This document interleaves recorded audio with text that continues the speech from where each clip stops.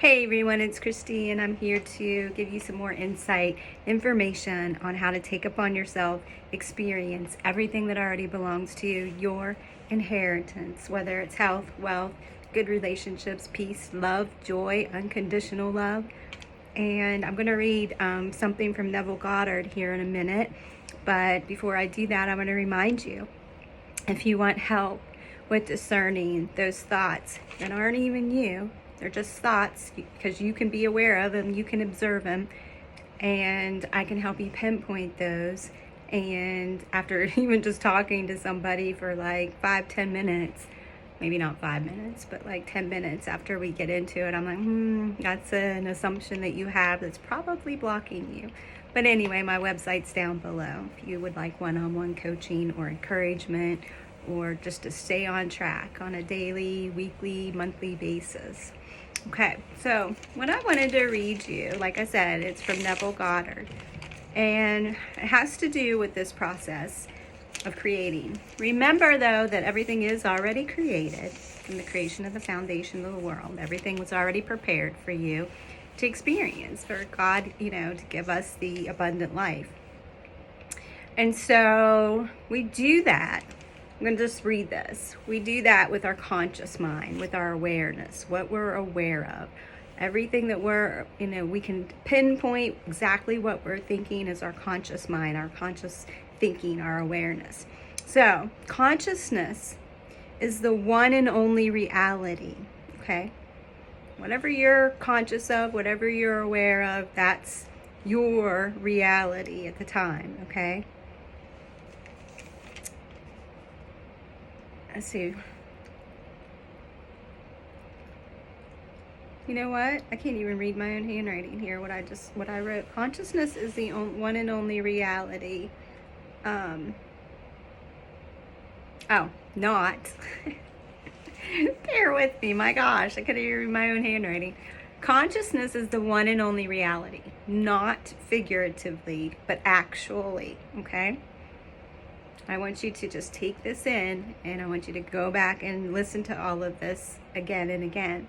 The reality may, for the sake of clarity, be likened unto a stream, which is divided into two parts, the consciousness and the subconscious.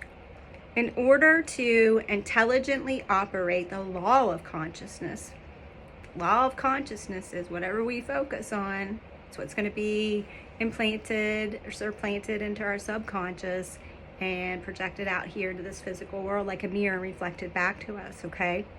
Just wanted to add that as a side note.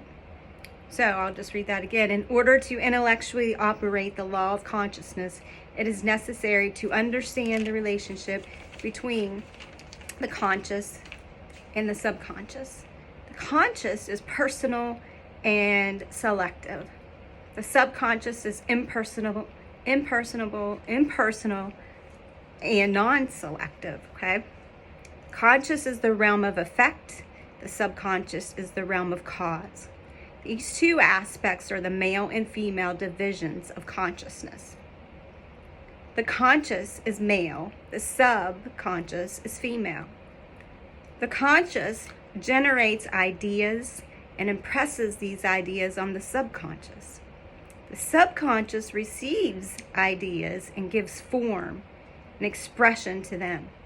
By this law, meaning the law of consciousness, first conceiving, this is very important, first conceiving an idea, then impressing the idea conceived on the conscious, it's the subconscious, all things evolve out of consciousness. Basically, what this is saying is all the thoughts that we're actually aware of, that's being impressed, imprinted onto our subconscious. It's been that way since we started thinking, since we were born, okay?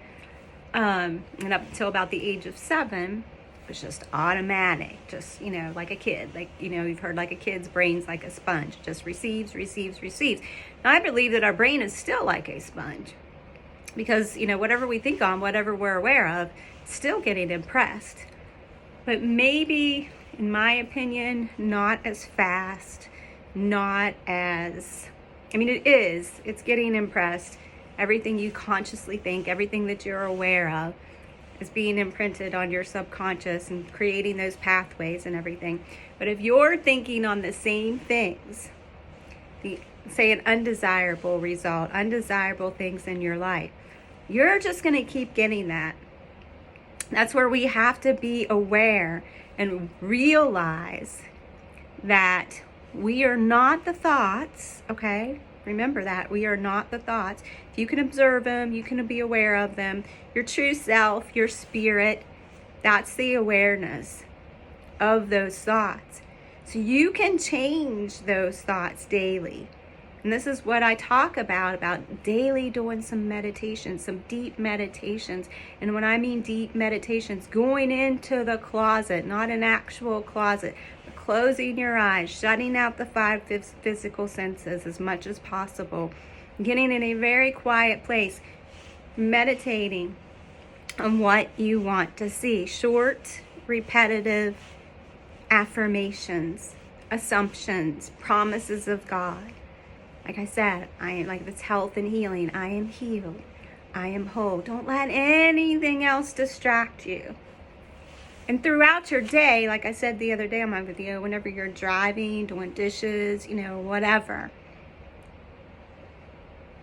be doing it then too, as much as possible. Keep that mental diet really good, thinking on things that are lovely and true, of good report, things that you want to see manifest out here. And we know that manifestation, I've talked about this before, just means making clear what's already yours. That's all you're doing. And so, the conscious, the awareness, like Neville was saying, it's supplanting the subconscious, the conscious, the male, subconscious, the female. Just like whenever someone gets pregnant, that seed gets supplanted into the female.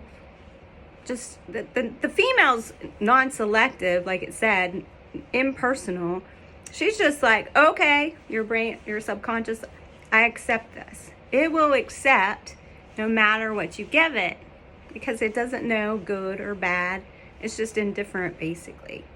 It's just like, okay. It's very submissive, okay? And then the spirit is what burns out all the old stuff, if you will. He's known as fire, water, and like I said the other day, gives us beauty for ashes. He take literally those neurons. I like to think of Miss Pac-Man or Pac-Man if you came from the 80s. Just like in there, just eating those up, eating up those old pathways, eating up those old thoughts, eating up the old, wires together, the fires together. They will literally, they've proven the synapses, they will break apart and create new ones. But if you don't do this on a daily basis, meditating on the promises, meditating on your desires, meditating on what you do want to experience. And like you said, you have to know what you want first. Otherwise, you can't impress your subconscious. You're just going to keep repeating the same things every single day that you've been repeating. Your experiences today are from your thoughts yesterday and the day before and the day before. If you don't like it, change those thoughts. It is such an easy, natural process. Basically, all you have to do is think. All you have to do is think on your desire. And look, I've been there before to where I'm like, my God, this loop will not stop on a certain, subject or whatever. And it would just roll, and I would be like, do whatever it takes to get that to stop. Put on music that you like. I love worship music. That speaks to me the most, the upbeat, more.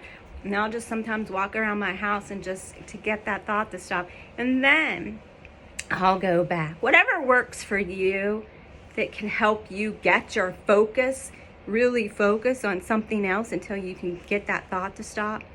Or they do say that it is the best time to rewire your brain whenever there is a loop going on.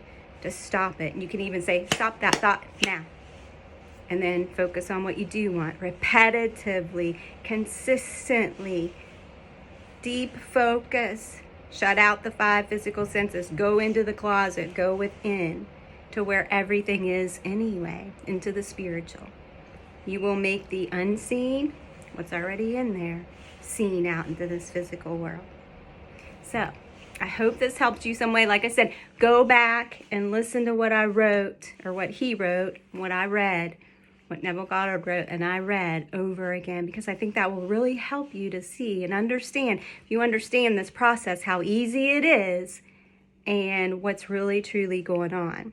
We don't want to get too deep dived into it or whatever, get too intellectual about it or whatever, because it's so easy, as long as you're just thinking on things that are lovely and true, and your desire of good report and love, joy, and peace and harmony, okay? So I hope this helped you in some way, and I will talk to you later. Bye-bye.